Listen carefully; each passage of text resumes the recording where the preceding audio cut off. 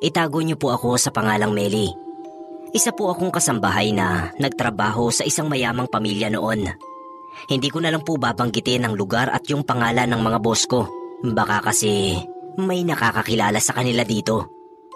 Kung naniniwala po kayo sa mga aswang, pakinggan niyong mabuti ang kwentong ito dahil tunay ko pong karanasan ito. December 25, 1992, araw ng Kapaskuhan. Napakalungkot ko nun dahil hindi ko kasama ang pamilya ko sa Cebu. Hindi kasi ako nakauwi sa amin. Nagpasko ako sa bahay ng boss ko at doon ko nga naranasan yung nakakatakot na karanasang ito.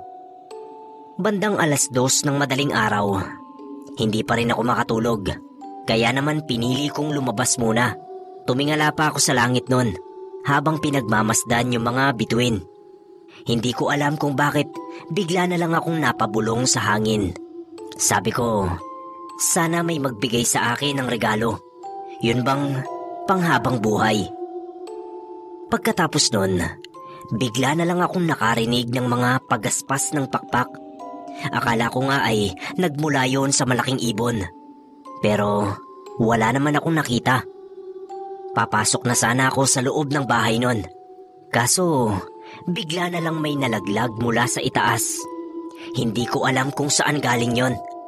Basta na lang itong bumagsak sa mismong harapan ko. Nung tignan ko kung ano yon, nakita ko ang isang malaking regalo. Dali-dali ko yung binuksan, pero napasigaw ako nang makita ko ang isang putol na braso ng tao. Yun ang laman ng regalo. Nagtatakbo ako papasok sa bahay. Takot na takot ako nun. 3:00 ng madaling araw, biglang kumatok yung amo kong babae. Yun yung amo ko na sobrang tanda na. Kulubot na yung balat niya at puti na rin ang lahat ng buhok niya. Tinawag niya ako. Sinabi niya na may ibibigay daw siyang regalo sa akin. Agad naman akong lumabas. Hindi para doon sa regalo, kundi para magsumbong tungkol sa nakita kong putol na braso. Pinaupo niya ako sa sofa at may iniabot siya sa akin. Isang bato na kulay itim. Ang sabi ng boss ko, kapag daw nilunok ko yun, mananatili raw akong bata at hindi ako mamamatay hanggat hindi na ipapasa ang bato sa ibang magmamana. Natakot ako, Sir Neb. Unang pumasok sa isip ko na aswang yung boss ko. Alam ko kasi na ganoon yung mga aswang. Umayaw ako. Hindi ko tinanggap yung regalo niya. Sinabihan ko na lang siya na sa iba na lang niya ibigay yon. Tumango lang siya at walang imik na pumasok sa kwarto niya.